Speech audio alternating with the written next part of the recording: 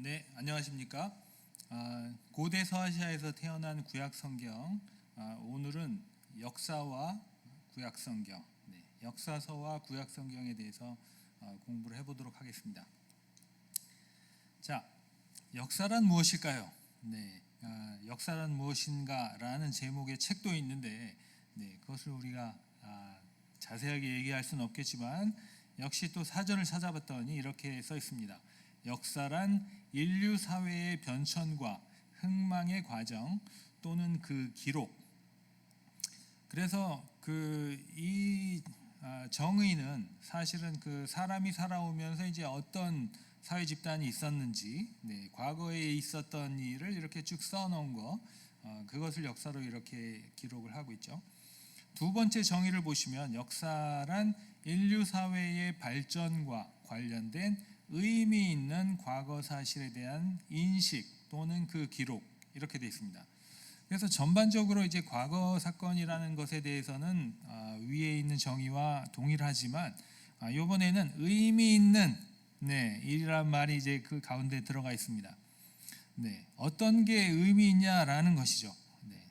예를 들어서 제가 오늘 이 장소에 오기 위해서 지하철을 타고 왔는데 2호선으로 갈아타면서 이게 그 기차가 양쪽으로 들어오고 우리가 가운데서 기다리는 상황이라서 이쪽을 탈까 이쪽을 탈까 고민했다. 뭐 이런 얘기는 역사로 이제 의미가 있을까 없을까? 아마도 이제 의미가 없겠죠. 그런 걸 역사로 기록하지는 않는다는 것입니다. 그러면 의미 있다는 것은 도대체 무엇일까? 그 판단의 기준이 무엇일까? 궁금해지고 또 그것을 판단하는 주체는 또 누구일까? 이런 질문이 생기는 것이죠. 뭐 공부를 많이 한 무슨 뭐 학자들이 결정하는가? 아니면은 높은 관직에 있는 그 관리들이 결정을 하는 것인가? 거기에 따라서 아마 역사가 어떤 식으로 기록되는가가 달라질 텐데 그런 의미를 누가 부여하는지 어떤 식으로 부여하는지 굉장히 이제 그 생각을 해봐야 될 문제인 것 같습니다. 자, 구약 성경 안에도 역사서가 있다. 우리는 이렇게 생각하고 있습니다. 우리 여호수아서, 사사기, 룻기, 사무엘, 에스라, 에스더 이런 책들이 다 전반적으로 이제 이스라엘 백성의 역사에 대해서 이제 기록하고 있고, 뭐 가장 대표적인 책은 열왕기와 역대기를 이제 들 수가 있겠죠. 그래서 제목 그대로 이스라엘과 유다 왕국의 왕들이 이제 누가 있었고 어떤 일을 했는지 기록한 역사로 우리가 알고 있습니다. 자, 그렇다면 지금 우리가 이렇게 쭉 열거한 역사서들, 구약 성경 안에 포함되어 있는 역사서들, 이런 역사서들이 위에서 우리가 얘기한 정의에 맞을까? 만약에 이런 정의하고 맞는다면 이 역사서들이 이제 표현하고자 하는 의미는 무엇일까? 의미의 기준, 판단 기준과 그 결정한 주체는 누구일까? 우리가 이렇게 이제 질문을 제기할 수 있다는 것이죠.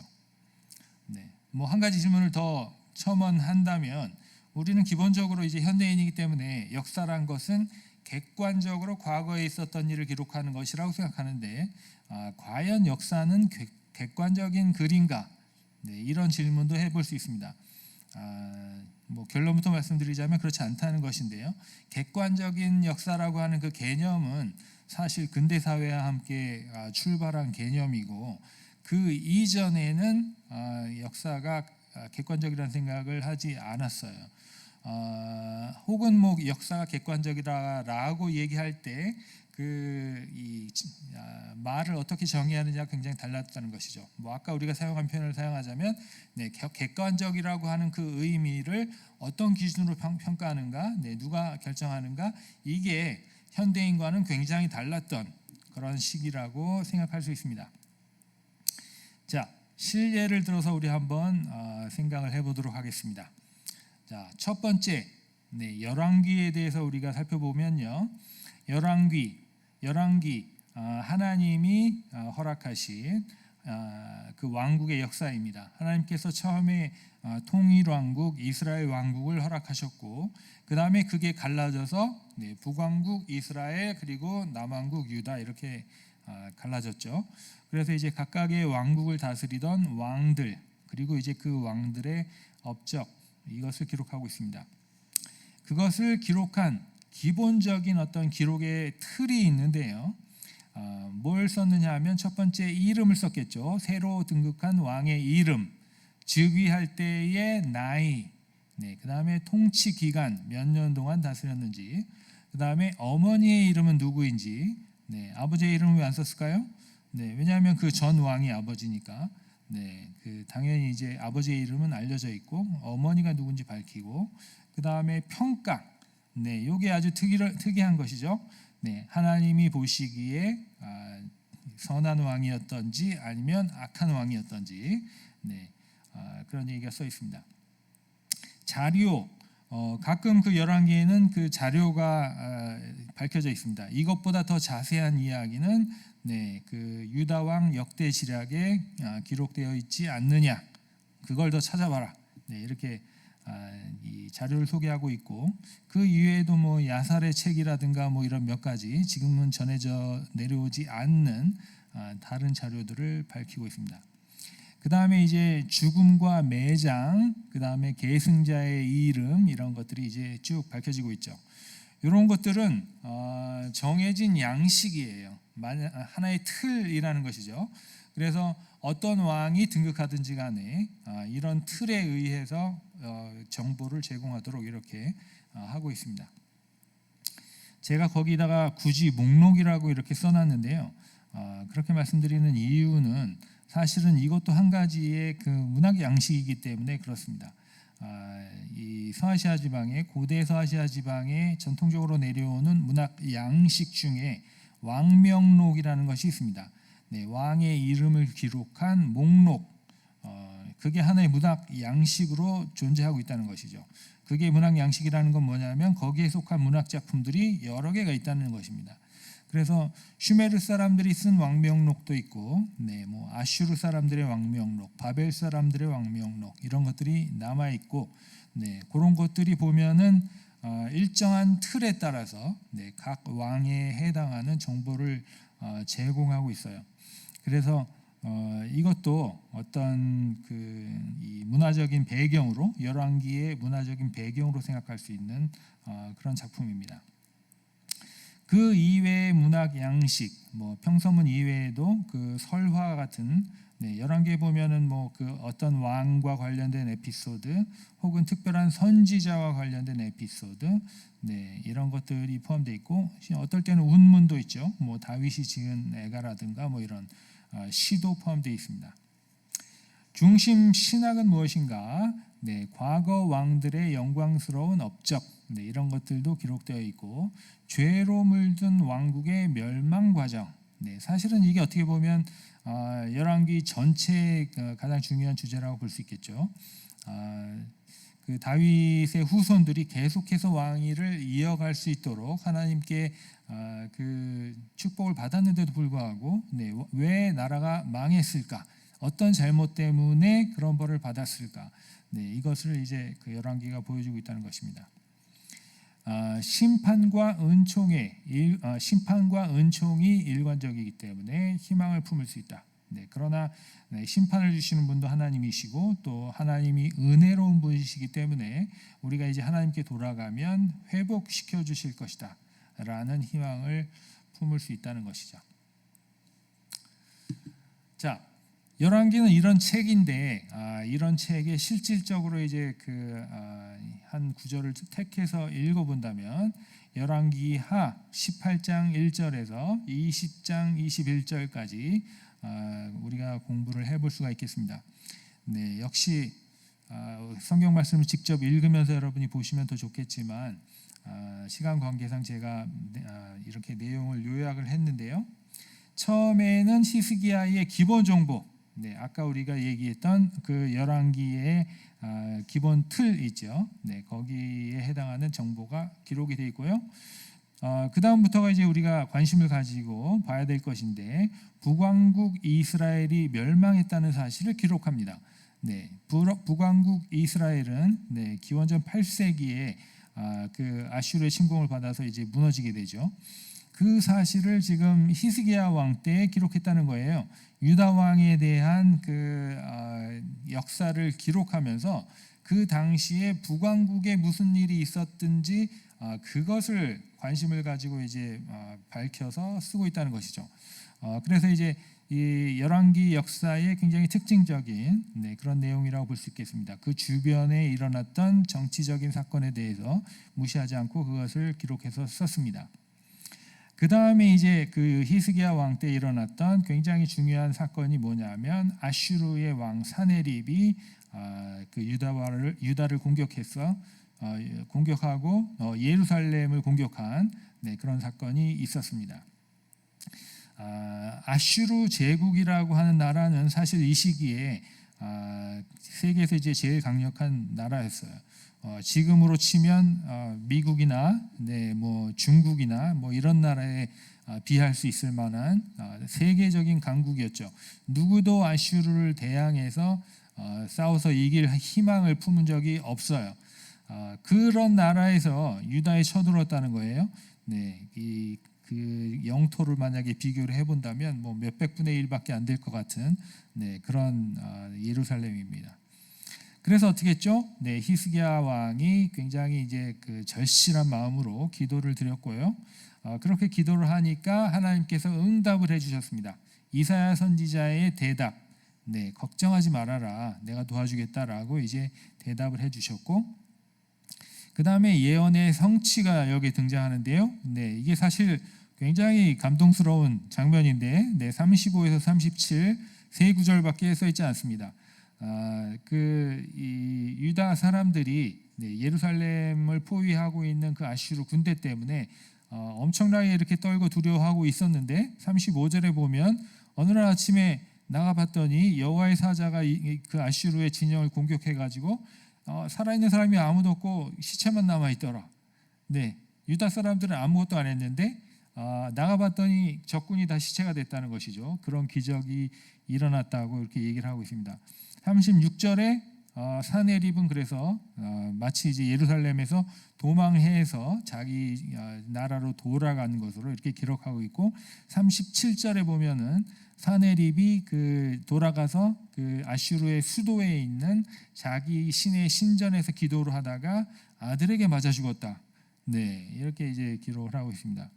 그래서 지금 이 18장 13절서부터 이렇게 쭉 이어지고 있는 이 열왕기서의 기록에서 우리가 배울 수 있는 건 뭐냐면, 당시의 최강대국이었던 아슈르가 예루살렘을 공격했다가 예루살렘을 지키고 계신 여호와 하나님께 벌을 받아서 전쟁에서 졌을 뿐만 아니라 이 왕이 돌아가서 자기 아들한테 맞아서 죽었다.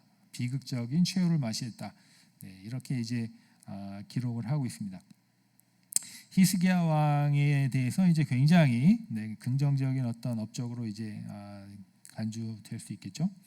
그리고 이제 마지막에 20장은 히스기야 왕이 나중에 병이 나서 조금 더 살다가 죽었다는 이야기가 기록되어 있습니다. 자, 이게 기본적인 얘기인데요. 다음 슬라이드로 넘어가면 역대기, 우리 똑같은 내용이 역대기에 이제 또 기록이 되어 있습니다. 자, 히스기야 왕으로 들어가기 전에 역대기가 어떤 책인가 우리가 좀 더 살펴보면, 역대기의 가장 중요한 그 주제는 다윗 왕조의 역사입니다. 이게 무슨 말인가? 열왕기에는 북왕국 이스라엘의 역사도 기록하고 남왕국 유다의 역사도 기록한다고 했는데, 역대기를 보시면 북왕국에 대한 언급은 없어요. 이 다윗 왕조에서 더 떨어져 나간 북왕국은 마치 나라가 아닌 것처럼 언급을 피하고 있습니다. 주요 문학 양식 평서문이 있고 뭐 공동체 설화가 있고 뭐 목록이 있고 그렇다. 이건 거의 열왕기와 비슷합니다. 그 외의 문학 양식 신탁도 있고 기도도 있고 서신, 대화 이런 것들이 포함되어 있습니다. 역대기의 언어를 히브리어로 살펴보면 후기 히브리어가 포함되어 있고 아람어나 페르시아어의 영향도 살펴볼 수 있습니다. 이건 왜 이게 중요하냐면 열왕기와 역대기 사이에 분명히 기록의 연대 차이가 있다는 것이죠. 이 열왕기가 훨씬 고전 히브리어를 사용한 문학 작품이라고 한다면 역대기는 굉장히 후기 히브리어로 기록한 작품이다.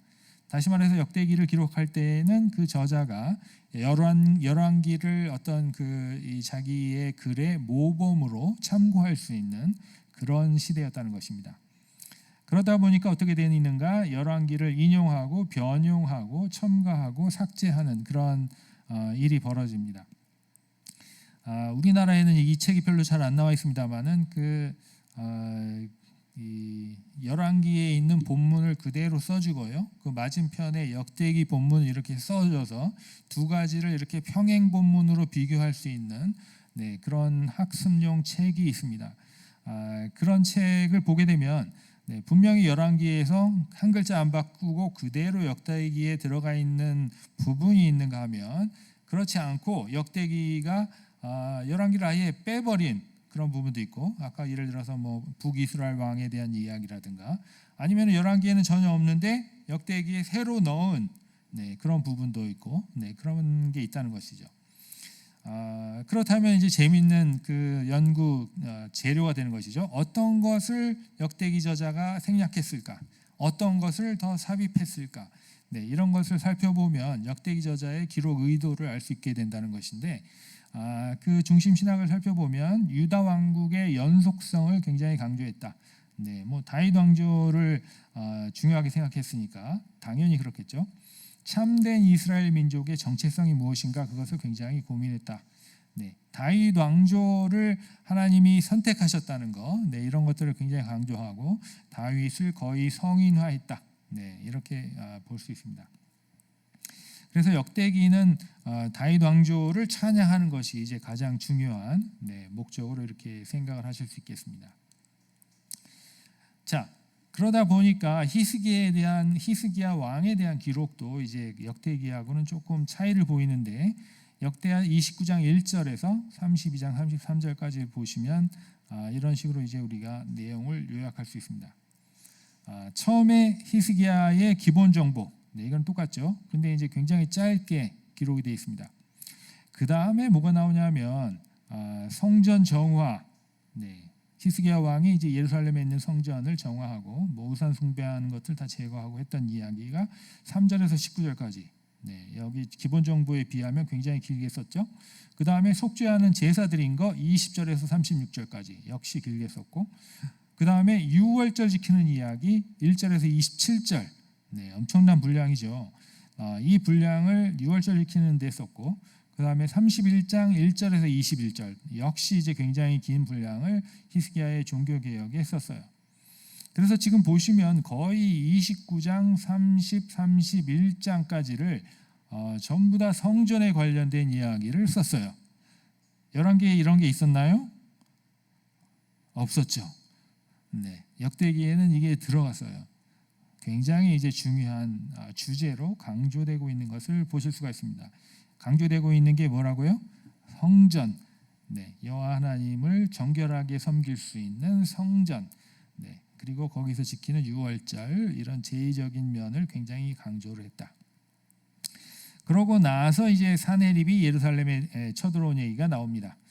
그래서 이런 내용은 조금 다르긴 하지만 이제 유사하게 나오고요. 그 다음에 히스기야의 기도와 구원.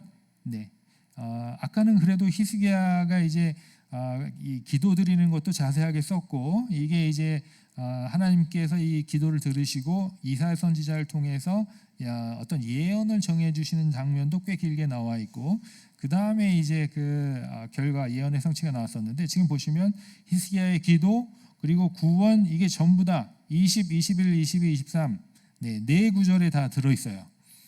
굉장히 짧게 들어있는 것이죠. 그래서 강조점이 이제 굉장히 많이 변했다는 것도 여기서 이제 다시 한번 살펴보실 수 있습니다. 그리고 이제 맨 마지막에 히스기야의 말년이 기록이 되어 있습니다.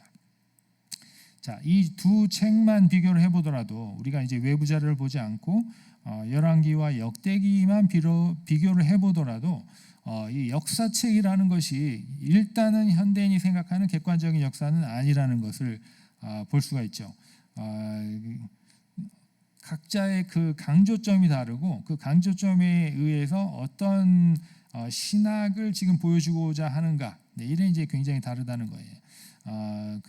뭐 열왕기에서는 지금 그 어려운 사건이 벌어졌을 때 왕이 여호와 하나님께 기도하면 선지자를 통해서 계시를 주시고 그것을 해결할 수 있는 방법을 알려주신다라고 하는 게 이제 주요 주제였다면, 역대기의 주요 주제는 사실은 성전이에요. 사내립이 예루살렘에 쳐들어온 것도 뭐 쓰긴 하지만 지금 기록 분량을 비교해 보시면 그런 역사적인 사실보다는 성전 정화를 어떻게 했는가, 이게 훨씬 더 중요해요. 거기에서 절기를 어떻게 지켰는가, 이런 것들을 훨씬 더 강조하고 있는 것을 보실 수가 있습니다. 그러다 보니까 또 뭐가 빠졌어요? 이 당시에 북왕국 이스라엘이 멸망했더라. 이런 것도 관심이 없어요. 그래서 굉장히 제의적인 그런 관심으로 이제 쓴 책이라는 것을 알 수가 있습니다. 자, 외부 자료를 살펴볼 텐데요. 우리가 아까 분명히 유다를 쳐들어온 것이 아슈르 왕 산헤립이라고 말씀드렸습니다. 산헤립, 히브리어로 산헤립이라고 써 있고요. 원래 이분의 그 아슈르어로 원래 이름은 신 아헤 에리바입니다. 신은 이제 그 달의 신의 이름이고요. 아헤는 형제라는 뜻이고 에리바는 주셨다는 거예요. 그래서 신신, 달의 신 신이 그 형제를 주셨다. 아들 하나 더 낳은 것이죠. 그렇게 이름을 지은 것이고요. 아슈르 왕이고 사르곤의 아들이고 에사라돈의 아버지입니다. 이게 여러분에게는 별로 중요한 정보가 아니시겠지만은 사르곤, 에사라돈 전부 다 이제 아슈르 제국의 정복 왕들입니다. 그래서 사르곤, 사네립, 에사라돈 이렇게 내려가면서 그 당시에 이제 서아시아를 전부 다 점령하고 다스렸던 아슈르 왕들, 정복 왕들의 왕조를 지금 보고 계신 거예요. 그렇기 때문에 이 사네립에게 있어서 가장 중요한 것은 전쟁이었어요. 그래서 시리아 쪽의 아람 국가나 아니면은 동쪽에 그 지금으로 치면 이란 지역에 있는 엘람이라든가 뭐 이런 나라, 전부 다 점령을 했다고 이렇게 자기 역사서에 기록해 남기고 있습니다. 그리고 이제 건축도 많이 했고 니느웨로 천도하고 왕궁, 정원, 도로, 수로, 신전, 성벽 건설했습니다. 사네립의 죽음, 사네립은 암살당했습니다. 우리 열왕기에서 아까 우리 말씀드린 바와 같이 자기 아들들에게 암살당했어요. 그래서 이런 것은 열왕기에 기록된 어떤 그 짧은 문장이 실제로 있었던 역사적인 사건이라는 것을 외부 사료를 통해서 확인할 수 있습니다. 자, 산헤립의 연대기가 있는데요. 아슈르 왕들은 이제 엄청난 정부를 운영하고 있었기 때문에 자기들의 연대기를 써서 남겼고요. 그 중에 제3년 연대기가 우리 성경책에 써 있는 이야기들을 담고 있습니다. 무슨 얘기냐 하면 산헤립이 자기 나라를 떠나서 서방 원정을 떠났고 그 전쟁에서 어떻게 승리했는지 그것을 굉장히 자세하게 기록하고 있어요. 산헤립이 이제 아슈르를 떠나가지고 유프라테스 강을 건너서 시리아 지방에 와서 지중해 지방에 도착했고, 첫 번째로 만난 그 지중해 지역의 도시 국가가 시돈이었어요. 시돈 왕 룰리가 산헤립에게 항복했죠. 시돈은 그 페니키아의 도시이기 때문에 그런 무역에 모든 것을 이제 그 다 투자하는 그런 도시였고, 이런 도시는 전쟁을 안 해요. 돈 주고 그냥 이제 그 침략자를 보내는 것이 이제 훨씬 더 이익인 그런 나라예요. 그 다음에 하티의 다른 왕들 그랬는데, 하티는 이제 아슈르 사람들이 그 시리아 팔레스타인 지방을 부르는 이름이었어요. 원래 히타이트를 뜻하는 말인데 이 사람들은 그냥 히타이트라는 이름을 시리아 팔레스타인 지역을 부르는 이름으로 사용했던 것이죠. 그때 삼시무르나의 미나힘, 시돈의 투발루, 아르바드의 압디리티, 비블로스의 우르밀키, 이런 왕들이 와서 항복했어요. 아까 말했던 시돈, 그 다음에 아르바드, 비블로스 전부 다 페니키아 도시들이에요. 페니키아 도시들 전쟁 안 해요. 그냥 조공 바치고 넘어갑니다. 다음 아스돗의 미틴티. 아스돗은 여러분 잘 아시는 블레셋의 도시죠. 아스돗도 조공 바치고 항복했어요. 벳 암몬의 부두일리, 암몬 사람이죠. 우리가 알고 있는 성경에 나오는 암몬 사람. 그 다음에 모압의 뭐라고 썼나요? 캄무수 납디, 네, 모압 사람. 어쨌든 그 다음에 에돔의 아야림무 뭐 이런 사람. 네. 그래서 지금 보시다시피 성경에 나오는 그 요단강 동편 왕국들 암몬, 모압, 에돔이 다 나오고 있습니다. 네, 이쪽 지역까지 이제 전부 다 지금 진군에 내려오는 아슈르 군대에게 나가서 항복을 했다는 것이죠. 이게 현명한 일이에요, 사실은. 자, 그런데 그 아수르군에게 반기를 들었던 도시가 몇 개 있는데 하나가 아스글론이에요. 역시 블레셋의 도시죠. 아스글론 시드키야가 사네립에게 대항했다가 포로로 잡혀갔어요. 네, 점령당하고 왕은 포로로 잡혀간 것이죠. 에크론, 이거 우리 성경에 에글론이라고 나오는데, 네, 에크론의 파디도 약간 이상한 그 운명을 겪었는데, 원래 에크론의 파디는 친 아슈르의 왕이었어요. 친 아수르 경향의 왕이었었는데 그 자기 관리들한테 배신을 당했어요. 그래서 신하들이 이 파디를 잡아다가 그 밑에 보시면 유다의 히스기야에게 넘겼어요. 그래서 히스기야 왕이 파디를 잡아다가 예루살렘에 감금을 해놨어요. 그래서 지금 이 에글론도 이 사네립에게 대항하는 그런 노선을 선택한 것이죠. 그래서 지금 이 서쪽 지방에서 이 블레셋 도시 두 개, 아스글론과 에글론이 사네립에게 대항을 했는데, 사실 그 사람들, 그 도시 국가들 이면에는 누가 있었냐면 유다의 히스기야 왕이 있었어요. 히스기야 왕이 굉장히 이제 국력을 불리면서 그 아슈르에게 한번 도전해 보자 이렇게 하고 동맹을 맺었던 것이죠. 그래서 아까도 우리가 읽었듯이 그 파디라고 하는 에글론 왕을 잡아다가 감금해 놓고, 그리고 이제 아슈르 군대가 쳐들어오니까 이집트의 원군을 요청했어요. 이런 얘기가 사네립의 연대기에 다 써 있다는 얘기예요. 유다 왕 히스기야의 이름이 써 있다는 거 이외에도 우리가 이제 열왕기나 역대기에서 알 수 없었던 그 이면의 어떤 국제 정세라든가 전쟁이 돌아가는 그 장면이 이렇게 자세하게 써 있었다는 거예요. 그래서 어떻게 됐나요? 이집트에서 원군이 왔어요. 이집트 왕이 이 아슈르 군대에 대항해서 어떻게 생각하면 유다 왕 히스기야를 도와주기 위해서 군대를 파견했어요. 그래서 엘테케라고 하는 곳에서 전쟁이 벌어졌어요. 어떻게 됐을까요? 여기는 지금 우리 아슈르의 연대기를 읽고 있으니까 아슈르 왕이 자기가 대승을 거두었다. 이렇게 이제 기록하고 있습니다. 엘테케와 팀나라는 곳을 점령했다. 그리고 다시 돌아가서 약간 북쪽에 있었던 에글론 혹은 에크론에 다시 가서 그곳을 점령하고 반란을 진압했다. 그리고 파디, 감금돼 있던 파디를 다시 이제 데리고 와가지고 그 에크론의 왕으로 재임명했다. 이렇게 기록하고 있습니다.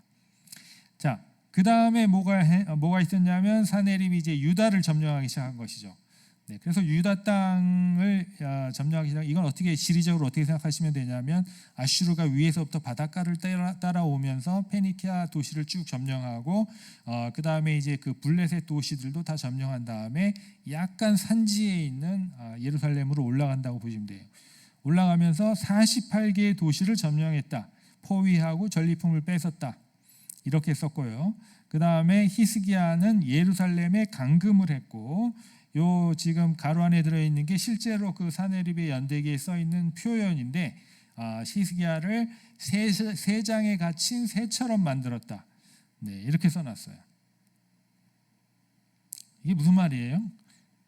아슈르가 예루살렘을 점령했다는 거예요? 점령하지 않았다는 거예요? 이상하죠? 점령했다면 분명히 내가 예루살렘을 점령했다, 불로 태웠다, 조공을 뺏어왔다 이렇게 얘기를 했을 텐데 그런 얘기가 하나도 안 써 있어요. 히스기야는 예루살렘에 감금했다. 히스기야가 나중에 내가 이제 돌아오고 난 다음에 니느웨로 조공을 바쳤더라 이렇게 써놓고 끝납니다. 굉장히 흥미로운 제목이죠. 제목이 아니라 문서죠. 어떻게 생각하면은요, 좋게 생각하면 아슈르 왕도 아무리 이제 권력이 센 아슈르 왕도 자기 연대기에다 거짓말을 쓰진 않아요. 예루살렘 점령 못했는데 점령했다고 쓰진 않아요. 그러니까 뭐라고 써놨냐 하면 거짓말을 하지 않는 한도 내에서 가장 이제 마음에 드는 표현을 선택한 게 저거예요. 히스기야를 새 장에 갇힌 새로 만들었다. 예루살렘을 포위했어요. 새 장처럼. 근데 점령하지는 못했다는 거죠. 왜 점령하지 못했을까요? 안 써 있어요. 왜 아슈르 군대가 예루살렘을 포위했다가 돌아왔을까요? 안 써 있어요. 근데 우리는 왜 돌아왔는지 성경에서 읽고 있죠. 그래서 어떻게 보면 성경에 써 있는 이야기하고 사네립의 연대기가 마치 이제 톱니바퀴 서로 없는 정보를 제공해 주는 것처럼 이렇게 딱 맞아 떨어지는 것 같기도 하고, 좀 더 자세하게 어떤 그 전쟁 상황을 전해줬다면 더 재밌었을 텐데 좀 아쉽기도 하고 그런 내용입니다. 어쨌든 지금 전반적으로 사네립의 연대기를 통해서 우리가 배울 수 있는 건 뭐냐면 아슈르 왕은 전쟁 영웅이다. 이게 주제예요. 내가 어딘가에 전쟁하러 나가면 그 동네에 있는 지역 지도자들이 알아서 항복을 하고 조공과 선물을 갖다가 바치고, 이것이 일반적인 관례였고, 만약에 몇 명의 지배자들이 나에게 그 대항을 한다면, 반항을 한다면 내가 그냥 무력으로 그 제압할 수 있었다. 이걸 봐라. 내가 어느 도시 이걸 제압을 했고 히스기야도 저렇게 만들었다. 이렇게 이제 쓰는 것. 이게 이제 그 연대기의 주제입니다. 근데 그 주제에 보면 그 어떻게 보면 주제하고 잘 어울리지 않는 그 예루살렘 감금 사건이 이제 포함되어 있다는 거. 이게 이제 굉장히 흥미로운 것이죠. 그리고 지금 이 연대기는 뭐 제3년 연대기이기 때문에 여기에는 포함이 되지 않는데, 나중에 다른 사례를 보게 되면 사네립이 암살당한 이야기도 우리가 이제 찾아냈습니다. 그래서 분명히 이제 그 사네립의 아들이 여러 명이 있었는데 사네립이 어떤 아들을 그 왕으로 임명했는데 다른 아들이 이제 거기에 반기를 든 것이죠. 그걸 동의하지 못하고 자기 아버지를 암살한 이야기가 있습니다. 그래서 아버지를 암살하고 다른 나라로 도망을 갔어요. 그래서 그 이 왕으로 이제 지명을 받은 에사라돈이 왕이 된 다음에 그 자기 형들이죠, 사실 그 아버지를 암살한 형들을 다시 잡아다가 이제 그 벌을 준다는 이야기가 남아 있거든요. 그래서 이것은 어떻게 보면은 성경에 써 있는 이야기가 사실로 증명된 그런 것으로 볼 수 있겠습니다. 그러나 여기에 숨겨진 이야기가 하나 있는데 뭐냐면 사네립이 지금 예루살렘에 들어갔다가 그 점령하지 못하고 돌아온 것은 제3년이지만 사네립이 나중에 암살당한 것은 한 20년 후예요. 그 사이에 사네립의 연대기 보면은 4년, 5년, 6년 해가지고 다른 기록들이 쭉 있었겠죠. 그리고 이제 20년에 가서 그 암살 사건이 일어난 거예요. 근데 우리 성경에는 어떻게 써 있냐면 예루살렘에 사네립이 쳐들어왔다가 철수한 거 바로 다음 구절에 사네립이 암살당한 사건을 쓰고 있죠. 그 사이에 20년이 지났다는 것은 성경만 봐서는 누구도 알 수 없어요. 무슨 말이죠? 20년이 지난 이후에 일어난 사건이지만 성경을 기록한 저자들의 눈으로 보기에는 이게 서로 연관된 사건이라는 것이죠. 예루살렘 여호와 하나님의 도시를 공격하고 포위했던 것과 이런 비극적인 최후, 이게 서로 관련이 없는 사건이 아니라 밀접한 관련이 있는 사건이었다라고 성경에서 기록하고 있는 것입니다. 어떻게 보면은 역사 왜곡이라고도 볼 수 있는 건데 중간을 빼먹었으니까. 그러나 이 성서 저자들이 보기에 의미 있는 해석이었기 때문에 그렇게 기록한 것을 볼 수가 있습니다. 자, 구약에 있는 역사서, 고대서아시아의 역사서를 우리가 비교해 봤을 때 역사를 보고 기록하는 고대인들의 관점이 서로 달랐다라는 것을 확실히 알 수 있습니다. 열왕기를 썼던 성서저자, 역대기를 썼던 성서저자, 그리고 그 아슈르 왕의 궁전에서 일하던 역사가 서로 다 다른 주제를 가지고 있었고, 그 주제를 표현하기 위해서 역사라고 하는 문학 작품을 기록을 했다. 이것을 알 수가 있습니다. 그러니까 거기서 이제 우리가 객관적인 역사를 논하는 것 자체가 어불성설이에요. 성경의 열왕기에 써 있는 말, 역대기에 써 있는 말이 사실이야. 이것을 증명하려고 이렇게 노력을 하시는 건 뭐 좋겠지만 사실은 처음에 저자가 그런 걸 위해서 쓴 게 아니에요. 네. 여러분 이제 역대기를 읽으시나 열왕기서를 읽으시면 자세한 정보를 알려면 딴 걸 봐라 이렇게 써 있잖아요. 네. 그래서 사실은 이런 책을 읽고 우리가 배워야 되는 것은 역사적인 사실이 아니라는 것이고 거기에 포함되어 있는 다른 주제를 봐야 된다는 거예요. 네. 가장 중요한 건 뭐예요? 역사에 개입하는 하나님. 네. 이게 열왕기나 역대기 저자가 그 독자들에게 알려주고 싶어했던 그 주제, 가장 중요한 주제라고 볼 수 있어요. 여호와 하나님은 어디 저렇게 창조를 하고 나서 이제 그 딴 일 하고 계신 분이 아니라는 거예요. 네, 이스라엘 백성을 항상 살펴보고 계시고 이스라엘 백성을 구원하시고 어떤 방향으로 이끌어 가시고 항상 그 사람의 역사에 개입하시는 분이다. 이것을 보여주고 싶었던 것이죠. 그래서 심지어는 그 당시에 가장 국력이 셌던 아슈르가 유다를 쳐들어왔을 때에도 그것을 막아주셨다. 그 아슈르가 와가지고 유다 땅을 폐허를 만들었을는지는 모르지만 성전이 있는 예루살렘은 점령하지 못하게 만드셨다. 이게 이제 이 성경 저자가 보기에는 너무나도 분명한 여호와 하나님의 이 사역이라는 것이죠. 역사라는 것입니다. 그것이 성경 역사의 그 주제라고 이제 볼 수가 있겠습니다. 그 이외에도 우리가 정당한 전쟁이란 무엇인가 이런 주제에 대해서도 논할 수 있을 것 같습니다. 이런 거는 여러분 생각할 거리로 한번 보시기 바라고요. 오늘 우리가 이제 그 역사와 구약 성경이라는 주제에 대해서 얘기를 했는데 역사라는 것이 우리 현대인이 생각하는 것과는 굉장히 다르다는 점, 그리고 사실은 고대인들이 역사를 기록할 때에는 각각 나름대로의 기록 의도가 있고 또 강조하고 싶은 어떤 사상이 있었다는 점, 그리고 이제 우리가 열왕기서나 역대기서를 통해서 봐야 할 실제 주제가 무엇인가, 그 역사적인 사건들 뒤에서 모든 것을 조정하시는 하나님은 어떤 분이신가, 그것을 보기를 바랐던 그런 작품으로 이제 생각을 할 수가 있겠습니다. 오늘은 이것으로 마치도록 하겠습니다. 감사합니다.